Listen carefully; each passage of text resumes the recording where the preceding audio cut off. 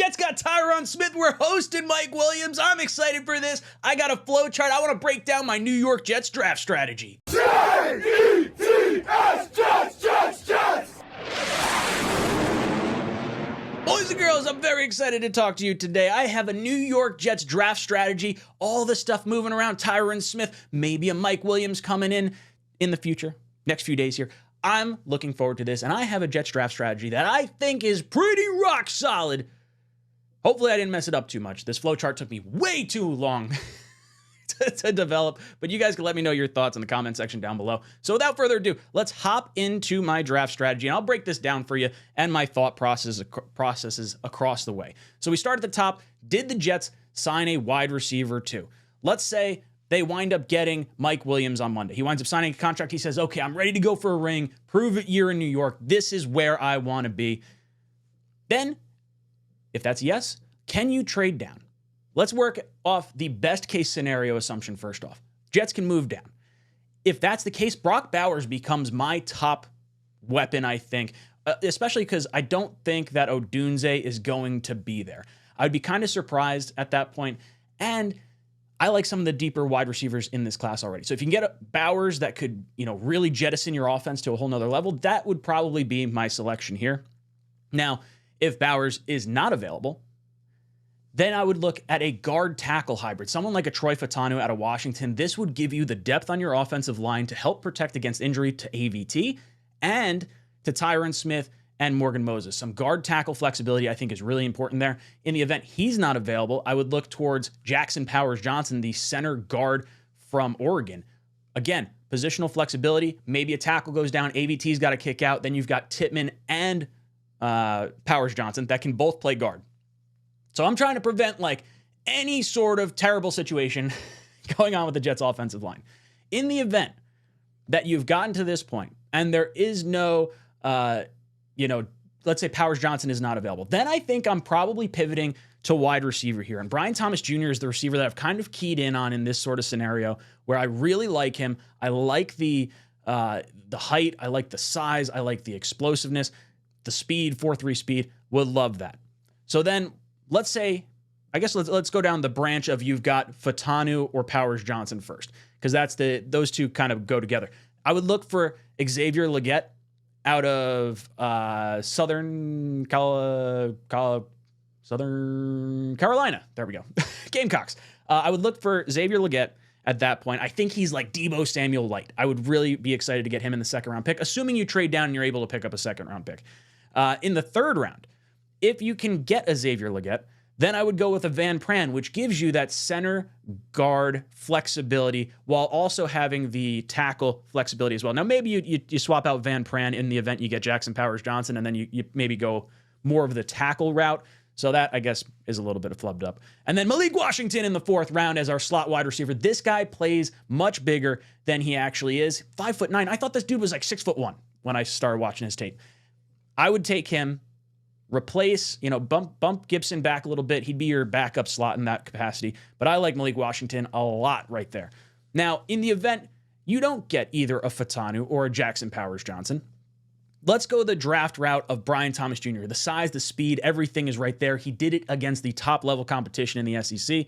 Take him. In the second round, I'm going after Cooper Beebe. He gives you left tackle, left guard, right tackle flexibility across the offensive line. He's played all those different positions. That is something I really like because, like I said, with Fautanu, you get a little bit of the flexibility on the interior and the outside for AVT and Tyron Smith, so you're protected against those injuries in that capacity. Now, let's go over to the other side of the coin.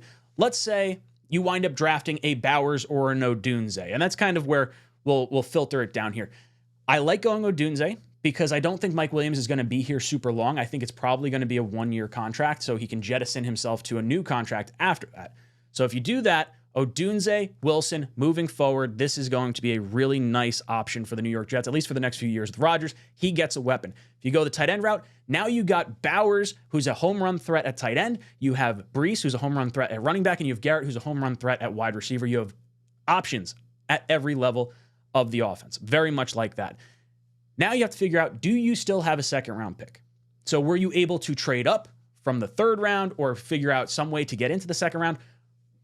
That's really the big question. If you do, and you wind up going the weapon route in the first round, then you go Cooper Beebe in the second round to give you that tackle guard hybrid flexibility. If you don't, then I would look in the third round. Obviously, we don't have that second round pick. Then I would look center Cedric Van Pran, the center guard out of Georgia. Best college in the country for football. I think this guy gives you a little flexibility on the interior in the event you have to kick AVT out to tackle. Ideally, you don't want to do that. The other situation, I really like Tippmann at guard. If you have to play Tippmann at guard in the event Simpson isn't really having the career you're hoping he's going to have, he's probably only locked in for 1 year, even though it's a 2-year contract. Then at the very least, you have that flexibility on the interior. If Tyron Smith retires at the end of the year, AVT can kick out to the tackle position, and then you still have Tippmann and Van Pran to work with in the center and the guard areas as well. And then again, I like Malik Washington in the back part of the fourth round. Now, in the situation where you go with a Brian Thomas Jr., because I guess I have to filter down on that a little bit. After the Cooper Beebe pick, I would go best slot wide receiver in the third then, because I think you're looking at, a elite weapon in Brian Thomas with Garrett Wilson, and then you're just looking for the slot option. Maybe you get a slot option like a Odell in free agency or something like that, and maybe it makes it a little bit less of a need there. But I like going with the best slot wide receiver to really fill out your wide receiver ranks. And then Zach Zinter, the guard out of Michigan. Doesn't have the positional flexibility, but a rock-solid rock at right guard. And then I think you can decide if you want to move AVT to tackle, if you want to keep him at one of the guards, keep Zinter at one of the guards. Either way, I'm really liking this. I think this type of draft and this thought process to go along with it is something that will allow the Jets to build the most amount of depth on the offensive line while also giving Rodgers a crazy ton of weapons to work with and utilize. So guys, I want to hear from you. What do you think of my particular draft strategy? Does it make any sense? Is it something you would want to do? Am I messing it up? Is there a player out there that I'm not thinking about right now that the New York Jets should do? Are we able to trade down from number 10? I feel like we have to have a quarterback at number 10 in order to make that move down. Otherwise, we're going to have to fall pretty far in the first round if we want to recoup a pick, because a team would have to like a player enough in front of them to move up. And I don't know if there's a player like that outside of the quarterbacks. So just my thought process. You guys can let me know your thoughts in the comment section down below.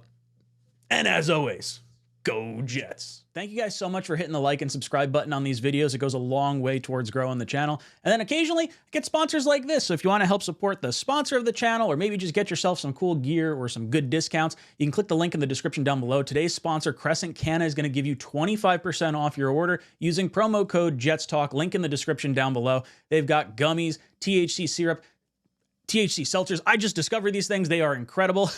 As someone who has been trying to cut down a little bit of their alcohol consumption and not, maybe feel as crummy the next day, this has been a godsend for me.